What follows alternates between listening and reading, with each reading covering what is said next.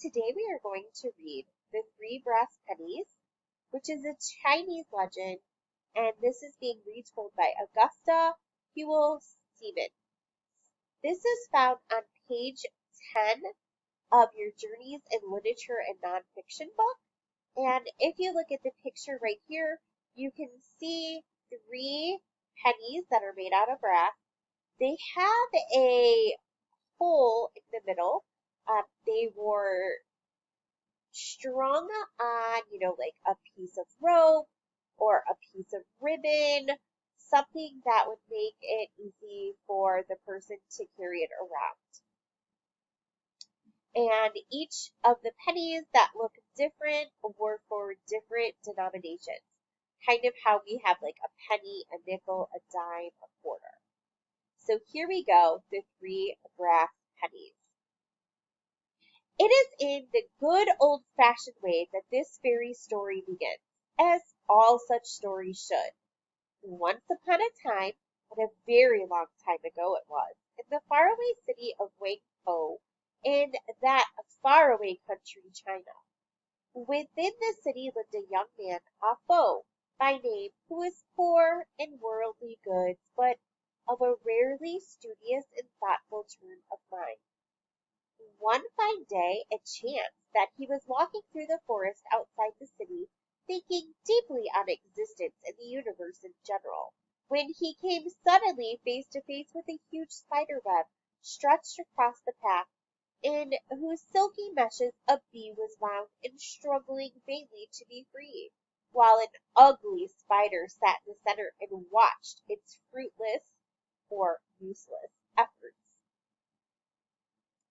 Many may have dodged the web and sauntered on, walking on by, leaving the hapless, which means hopeless or one that can't move, be to its fate. But Ah Fo was not of this nature. He could not pass a helpless creature in trouble if it was in his power to assist, gingerly or very carefully. Therefore he took an end of his cotton robe, extracted the bee from the web, and then, not daring to leave it near its enemies, so exhausted was it, he carried it to his home in the city. There he placed it on his writing table to recover, while he himself sat down to resume his interrupted thought on philosophy. While he was so occupied, the bee slowly regained its strength, crawled to a cake of what India ate, which the Chinese use for their writing instead of our liquid variety. There it remained standing for a moment perfectly still. Then it lit or landed gently on a sheet of blank paper. After that it spread its wing and flew out of the window quite unperceived or unseen, unnoticed by the dreaming Ah Fo. It was when that young student awoke from his reverie or his daydream, however, that a surprise awaited him. Looking about for the lately rescued bee, he could perceive no sign of him, but there before him on a sheet of white paper, directly in the center where the bee had stood, was printed in fresh ink the Chinese character representing the word gratitude. It was an astonishing moment for Ah Fo. How the symbol had come there he could not imagine, yet he could not but attribute it in some manner to the lately rescued insect. He spent the remainder of the day cogitating or thinking intensely upon the question, and lay awake half the night bewildered or completely confused by the mystery.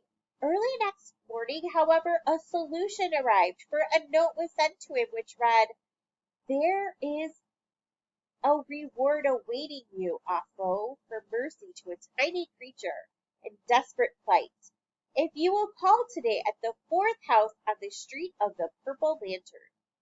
Naturally, Ah Fo let no grass grow under his heels in seeking out the street and house designated. Here he found an old man living in the utmost simplicity, who shook hands with himself within his voluminous, which means full and billowing, sleeves, as is the Chinese custom of greeting, and bade Ah Fo to enter and be seated. When the young student had done so, the old man seated himself opposite and began. I know that you are bewildered by the affair which happened yesterday, but I will at once dispel, or get rid of, the mystery. I am a magician. Through all these many years I have devoted my power to the relief of suffering and the betterment of humanity. Long ago I have been pursued, however, by a fellow magician, more subtle, crafty than I, and entirely unscrupulous, which means lacking morals or, goodness, who would rid the city of me because I have been accustomed to undo much of his evil by my merciful art. It has been well understood that, should he ever lure me into his clutches, my life would be forfeit or lost, unless some kindly soul would rescue me. In that case, his power over me would vanish forever. Yesterday, I changed myself into a bee in order to fly quickly to some distant city where I was needed. He must have been spying upon me, for he changed himself into a huge spider, and in the forest, where I settled to rest awhile, he caught me in his wicked web. It was the first and only time this had ever happened, and I gave myself up for lost, when you appeared and broke his spell over me forever. Now, I have little in worldly goods with which to reward you, but I have the power to make you rich and successful, provided you use my gift properly and with discretion, which means care and judgment in decision making. Here are 3 brass pennies. They do not look any different from our ordinary money, and indeed they did not, being simply the brass Chinese cash with a square hole in the middle of each. But they are magic pennies, and he who possesses them may have a wish for each. This wish he may enjoy so long as he keeps the penny in his possession, but he loses it should he part with the coin. Only by mentioning these wishes to me, however, may they be attained.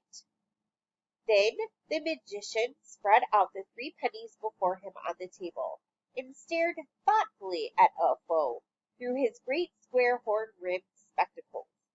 Let us now see, he began. You will desire, no doubt, an unlimited supply of gold and jewels, a huge castle in the best part of town, and the beautiful daughter of the emperor for your wife? He was about to touch the first penny with his forefinger, when Ah Fo raised his hand. A moment, I pray you, began the student. This is too serious a matter to be decided so speedily. I feel that the possessions you suggest might not be pure joy. Allow me, if you will, to go home and think this matter over. Tomorrow, after due consideration, I may be better able to come to a decision. So, Ah Fo, he didn't want to just make his wishes very quickly. He wanted time to think them over. The magician smiled a benevolent, which is kind-hearted, and delighted smile. I have not seen such discretion and forethought or thinking ahead. In many a long day, he exclaimed. Go consider the matter by all means, and may Confucius, who was an ancient Chinese philosopher known for his wisdom, guide your meditations. And Ah Fo took his departure. The next morning he was early at the magician's house. I have carefully considered the matter, O wise and generous one, he announced. And what might your decision be? Asked the magician, as he spread out the 3 brass pennies before him. I would ask first, went on Ah Fo, for the power to read accurately the thoughts of others. Secondly, the power to foretell my own future at least a month in advance of any given moment. Third, for the power to acquire all learning without any effort.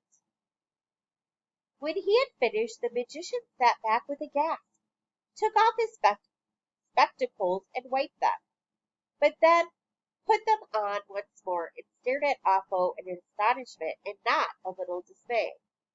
This is most unusual, he stammered, not to say somewhat dangerous. Have you duly considered, my son, the extent of all you ask? I have duly considered, replied Apo, and I feel that nothing but these demands can satisfy me. If you intend to be so good as to grant any wishes, I have no others. Very well, then, agreed the magician reluctantly, and he touched each penny before him, murmuring something in a language unknown to Apo. Then he handed them to the young man, bidding him fasten each securely about his neck, and touch the proper one of them when he made any of the three wishes. And he carefully indicated the wish represented by each penny, for they all bore slightly different markings. And now may I inquire what you intend to do? Asked the old man curiously. I intend to go out and see all the world, acquire all wisdom, and possibly at the end overthrow this dynasty, which is a line of rulers from the same family, and become ruler of the celestial kingdom myself, announced Apo grandly. You are perfectly equipped to do so. I wish you all success, smiled the magician. But he gazed after the young man somewhat sadly as Apo walked away. Come back and see me, I beg, when you have attained your purpose, he called after him. When Apo reached his home, elated or overjoyed by his rare fortune, he packed up his small belongings in preparation for starting out on his tour of the world. He had decided that he would see his own country before going on to others, so he planned to cross the great river below the city and travel into the southern part of China. But first, in order to test the power of his pennies, he touched the one enabling him to see into the future, in order that he might ascertain or determine the wisdom of his plan. To his horror, he saw himself in a small boat or sampan on the river in the midst of a violent storm. The sampan was suddenly upset. He saw himself struggling in the waves and finally disappearing beneath the black water. This will never, never do, he cried, trembling at a fate so terrible. I was fortunate to have thought of looking the matter up before I started. Evidently, the southern route is not safe. I will investigate the northern one, though. I would have preferred the other. He consulted his penny, but only to behold himself traveling through the mountains, beset by bandits, and left dying by the roadside. Hurriedly, he had changed his plans again with the thought of a western route across the country, this time to discover himself lost in a burning desert, parched with thirst, stricken or suddenly overwhelmed with a fever, and perishing alone under the pitiless sun. In a frenzy, he turned to the last resort, crying, I will cross the seas out of this wretched country and see the rest of the world first.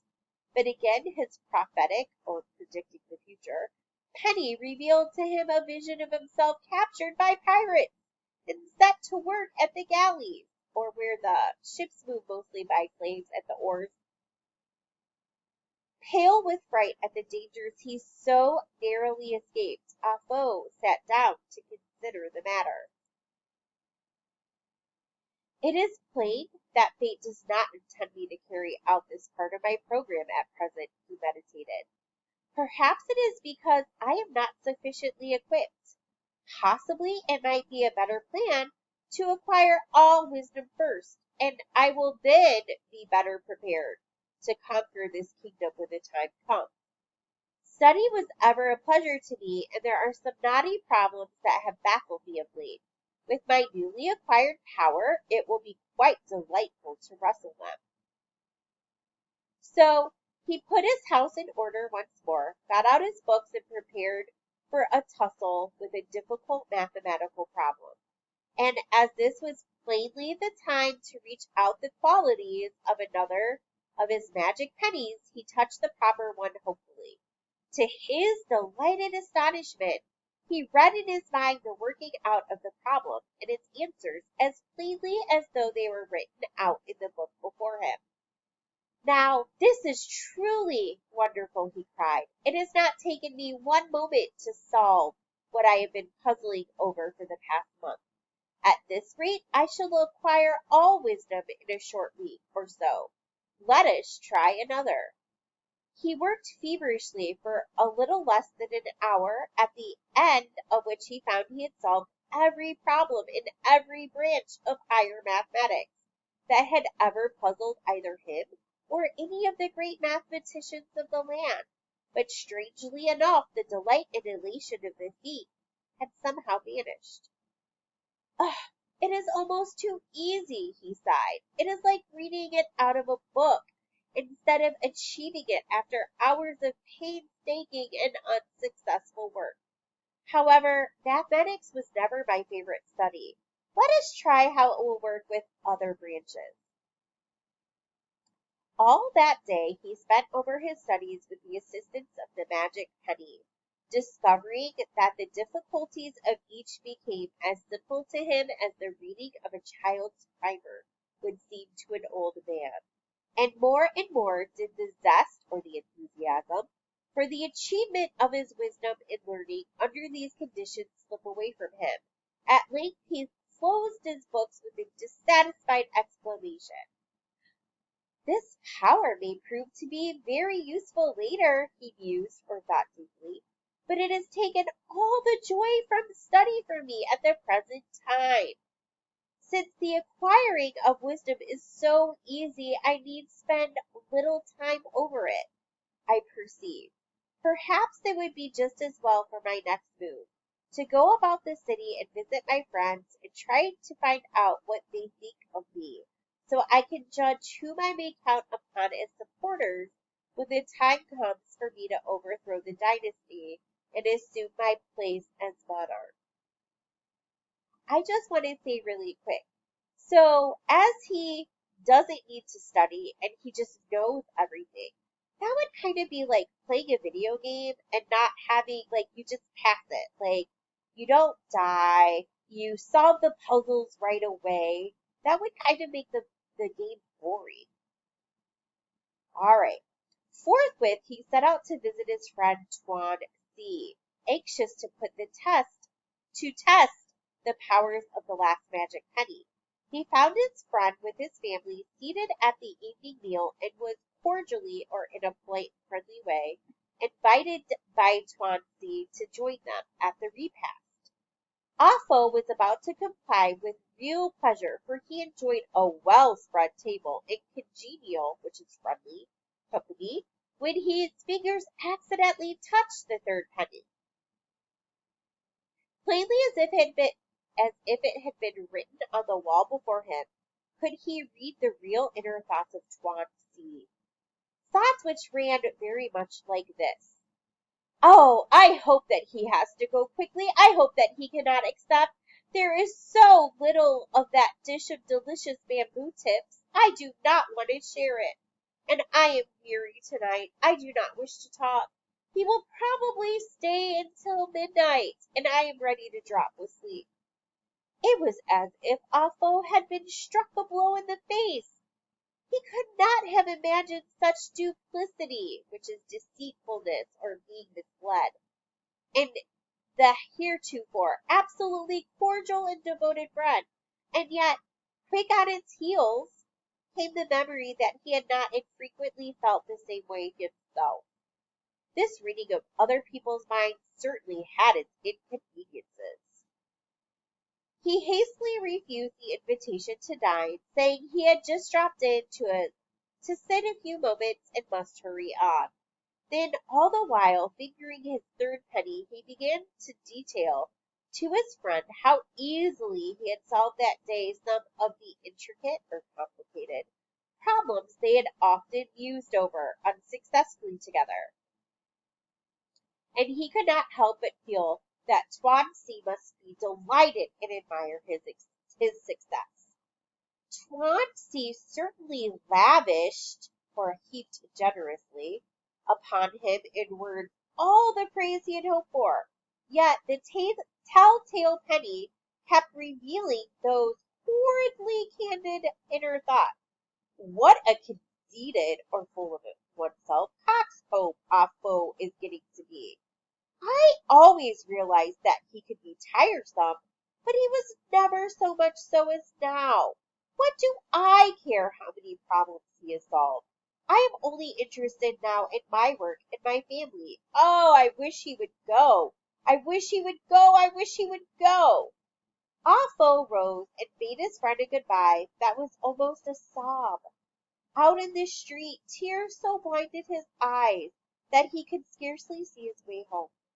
Once there, however, he shut his door and sat himself down to think it over, longing for guidance as he clutched the penny that was to show him all wisdom.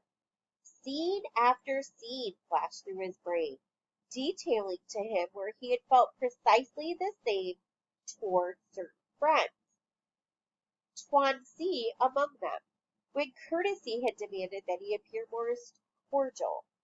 Had they, had they been able to read his heart, they would have discovered the same thought.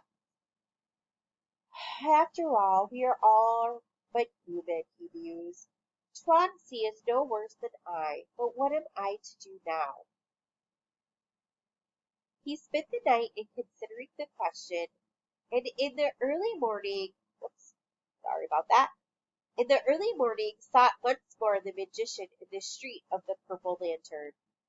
Kind old man, he said, I beg you to take back these brass pennies. They have brought me nothing but woe, and I quite realize that it was all through my own silly choosing. I desire only to be as I was before. The old man looked at him with an understanding twinkle in his eye. I rather thought it would be somewhat like this, he answered. I felt that you were overreaching yourself in your desire for power.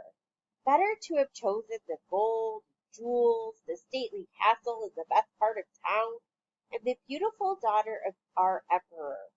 And by the way, these can still be yours if you care to have me change the power of the pennies. No, no, no, cried Offo wildly. With all gratitude to you, I desire none of these things, less now than ever. If you would grant me 3 wishes, let them, I pray you, be these. Allow me to forget all that I have learned through the agency, power, of these terrible pennies. Give me a contented mind, and lastly, allow me to return to my studies with a new zest and the determination to rise by my own honest effort above all obstacles or barriers. It is all that I would ask. It shall be as you say, smiled the magician, tapping him lightly on the forehead. And for that you do not need the pennies. I can see that they would have brought you happiness in any case, since happiness lies within yourself. You had it before I ever met you, and lost it for a time seeking after less desirable things. Farewell.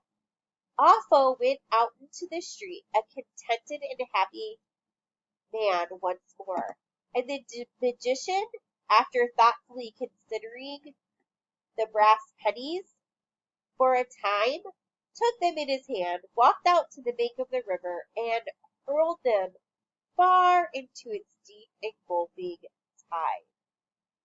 I hope you enjoyed the story.